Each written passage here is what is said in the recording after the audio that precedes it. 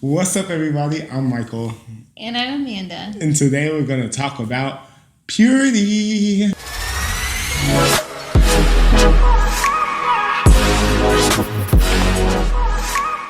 All right, so there is a certain mentality that you have to have if you want to be physically, mentally, and spiritually pure. Amanda's going to talk all about it. So whenever Michael and I were dating, the times that we rigorously tried to set boundaries were the times where we tried to test those boundaries. We tried to get as close to those boundaries as possible. We would set up rules like we can't be together past a certain time, or we can't be alone together in his room while watching a movie or something like that. And we came up with all of these rules. And I'm not saying boundaries aren't a good idea. Boundaries are a great idea. I'm not saying rules aren't a good idea. But what I am saying is when you set rules but you don't have the right heart, and when you set rules and you don't have the right mentality, it's going to tempt you to break them. Sure will. It makes those rules look real enticing to break. Yeah. And that's just because we're sinful in nature. Whenever the Pharisees approached Jesus and they tried to trick him, and they asked Jesus, what's the greatest commandment? Jesus said this: love the Lord your God and love your neighbor as yourself. And all of the commandments rest on these two commands: love God and love your neighbor as yourself. And that is a mentality that you need to take into purity. Setting boundaries ain't going to do it. Setting rules ain't going to do it. In fact, the only thing that's really going to permit you to stay pure before marriage is if you love God and if you love the person that you're with more than you love that sin. So the closer that you get to Jesus, the more that you pursue him, the more that you fall in love with him, the more you're going to want to be obedient to him.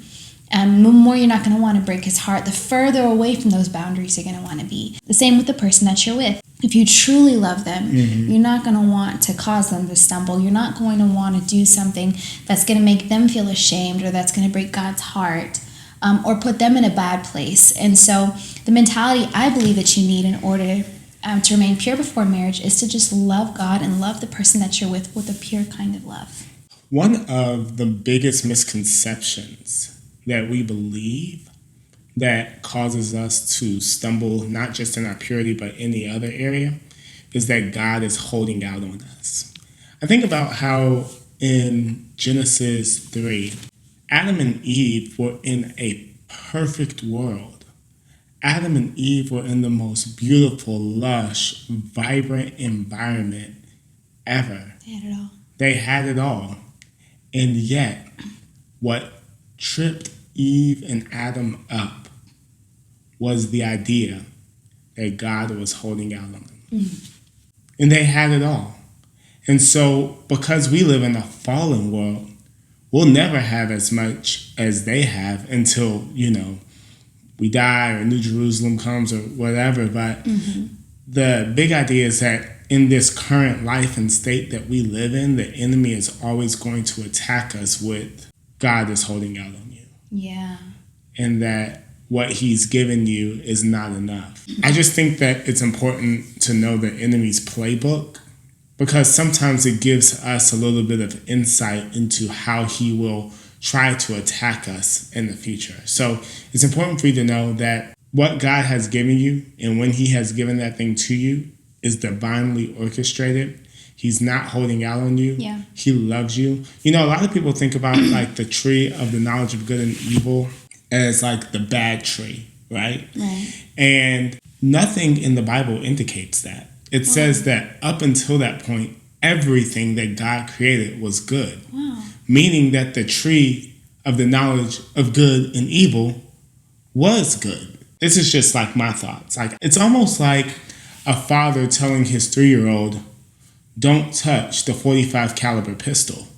Never, not never, but definitely not now. And in that same way, because everything God created in that garden was good, I believe that Adam and Eve would eventually know about good and evil when they were ready, but that having the right thing at the wrong time ultimately becomes the wrong thing. And that's how it is with purity too, isn't it? It's like sex is not bad, but having the right thing at the wrong time makes it bad. Sometimes it's not the act, it's the timing, it's the intentions, it's the motives. And so those are some things that you want to consider as you're fighting this purity battle. It's hard. There are some things you need to consider, and there are some ways you need to grow in your love for God and the other person. And those things are going to carry through even after you say I do. Absolutely. It's your love for God that fuels your obedience to him. In John 14:15, it says, if you love me, obey my commandments. And many times, I know the way that I've read that scripture in the past is, if you love me, then you'll prove it. You'll obey me like an angry parent. But I don't believe that was God's intention for this scripture. What if we changed the tonality and we said, if you love me, you'll obey my commandments. If you truly love me, out of that love will flow obedience. And it's the same thing with purity. It's the same thing with any temptation. If we truly love God, we're going to want to pursue him more than anything else. And if that's something that you've never experienced, it may be hard to conceptualize. But I want to challenge you, rather than focusing more on relationship, rather than focusing on your job or your school or everything else more than God, I want to challenge you.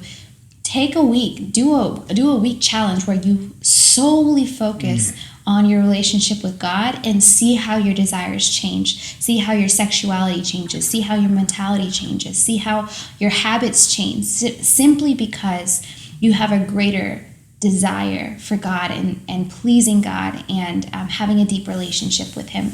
And so the mentality that you truly need to have is a love for God rather than the love for rules. Relationship over rules. Relationship over religion. Ay. I got my own relationship with Jesus. What? I ain't gonna roll my neck like that. But we hope you guys enjoyed this video. Be sure to like, share, and subscribe. And be sure to click any links in the description box for goodies. We love y'all. Bye-bye.